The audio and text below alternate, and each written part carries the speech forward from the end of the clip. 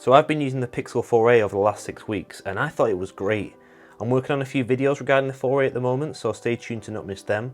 But after using that, my perfect Pixel in 2020 would have been the Pixel 4a with a slightly bigger display, a high refresh rate, smaller bezels, a bigger battery, a faster processor, an ultra-wide camera, water resistance and wireless charging.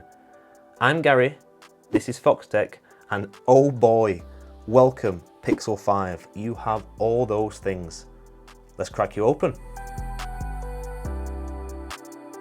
I have ordered both the Sorta Sage, as you can see here, and I've got the just black Pixel 5 as well to compare it to. So we'll bring that in a second, but for now, here's the Sorta Sage that we're going to unbox. 128GB of storage, 8GB of RAM, and this is Google's flagship device. You could say it's a flagship, you might not, but it's their flagship for 2020, the Pixel 5. And there we have it, the Sorta Sage. Now, I'll put that down for 1 second. I'll leave that down to the side for 1 second, and we'll see what else is in the box. So, nice colourful Google packaging, as usual. Comes with the SIM card ejector tool and the information that you need in that. We have a USB-C to USB-C cable and the wall adapter, which I believe is an 18-watt charger, as well as an adapter to help you transfer data over from one device to another. So that's what comes inside the box. Yes, we do have a wall adapter, unlike some £1,000 flagships that have just been released, cough cough. And let's put this off to one side for now and have a look at the Sorta Sage. Now, I've not been a fan of this colour on social media. I've not been a fan. I think green phones, I'm not impressed with green phones. I think there's many better colours out there, and I've been more of a matte black kind of guy, so I went for the black one as well. I can see why people like it. It is quite nice, but it's green, and I don't know if it should be a green phone. But let's take this off, and let's turn it on for the time being. So we do have, it is an aluminium back. It's an aluminium back, and it's got a cutout for where the wireless charger coil is, which is pretty impressive. But it's unibody design, so there's no like side rails. It's all one design in aluminium with a bioresin on top, and it feels like a little bit of a rough texture. It's nice. It's a nice texture to have. It doesn't feel like plastic, but it clearly doesn't feel like metal. It's not got that really cold touch when you touch it. It's kind of like a textured material. It's strange, but it's actually really nice to hold, and it feels good. We have the chrome kind of power button on the side and the Sorta Sage buttons.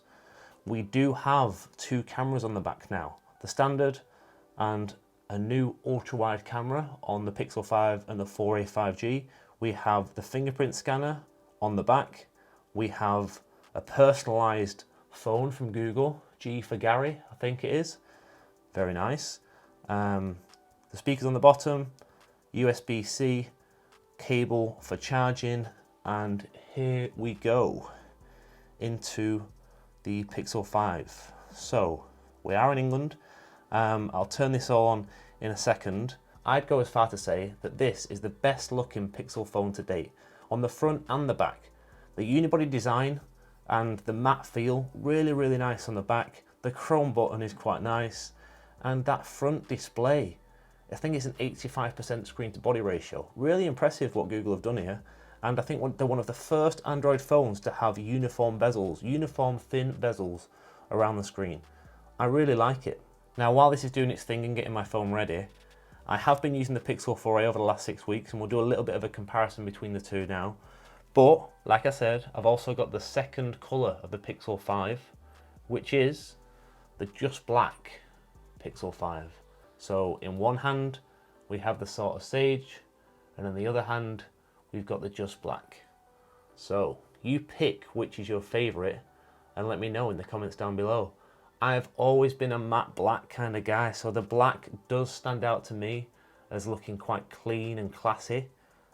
I get why people are saying the green looks so good. It does kind of look good. It looks like a bar of soap. It looks like something you'd have as an ornament at home. It's kind of interesting colour for a phone. I really like the blue that Apple have just brought out with the iPhone 12s. The Pacific blue looks really good. Imagine a Pacific blue Pixel 5. And there we have it, the two different coloured Pixel 5s side by side. Are you a black or a Sorta sage? Let me know. And here are the screens, two different wallpapers. And now I want to talk about my first initial impressions. So I've been using the black Pixel 5 for the last 12 hours, I'd say. And that's a disclaimer, it's only been 12 hours, but I have been using it so far today. And I just want to talk about a few things that I've noticed or that have stood out to me over the first day. Firstly, it feels great. The aluminium back is covered in a bioresin, which I spoke about before, and it makes it feel quite rough to the touch, but it's really nice to hold. I actually wish there was that cold metal feel, but with wireless charging present, it meant there had to be a cutout in the back, so they had to cover that over. The unibody design I think looks awesome though, and it feels great in the hand. It gives me confidence that I don't need to run a case on the Pixel 5, just like what I did with the Pixel 4a. The buttons are solid and clicky, but not quite at the same level as the Pixel 4a. Listen to this. So that's Pixel 5. And then this is the 4a.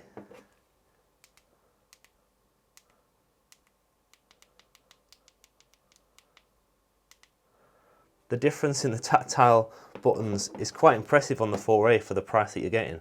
But that's not to say this is bad at all. Still really good, feels really premium, there's no wobbles or anything like that. And it feels really solid in the hand, very well built. So yeah, the phone feels great, and with a 6-inch screen, it seems like the perfect size. The bezels around the display, as you can see, are really small and uniform, which means the footprint is very similar to that of the Pixel 4a, which had a 5.8-inch display. If you look at them side by side, there's not actually that big of a difference between the footprint on the phones. This is a 6-inch display, this is a 5.8-inch display. So they've managed to do a really good job at fitting a bigger display into a similar size to the 4a. Speaking of display, 90Hz refresh rate is back. Thank you, Google. I'm so happy about that. I really enjoyed using the 4a, but now that I'm using the 5, I can safely say there's a notable difference for me between 60Hz and 90Hz displays, and I'm loving using the Pixel 5's display so far. I think all phones should now be high refresh rate, especially flagships. Yes, Apple, I'm looking at you. Having the fingerprint scanner on the back is awesome. I did a video on the Nexus 6P a while back, and I love the fact that they had it in the back there too, and it seems quite quick and reliable so far. So if I lock it and then stick my finger there, unlocks it straight away. It's been great for me in the first day. And we finally have an ultra-wide camera on the Pixel 5. The first ultra-wide camera on any Pixel smartphone. The 4a 5G and the Pixel 5 both have the same camera layout, and I'm really impressed that Google have done this. It'll be interesting to see how the cameras get on over the next few weeks. The Pixel 5 does come with a stereo speaker setup, but what's kind of cool is that the top speaker is actually behind the display. It's cool, but it seems like the majority of the sound is coming out of the bottom speaker down here. So there's no issues in terms of volume from what I've seen so far, but it is interesting that they've put the top speaker behind the display. It's a very impressive move from Google. It looks clean on the front, but I don't know if that will affect the overall experience with the stereo speakers. I'll have more thoughts over the next few weeks, and I'll be testing everything out, seeing how the Snapdragon 765G gets on against the Snapdragon 730, and how Android runs on here with 8GB of RAM. Let me know down in the comments below if there's anything you want to know or want me to test out, and I'll try and fit it in. And follow me over on Twitter to keep up to date on how I'm finding things. Thanks for watching.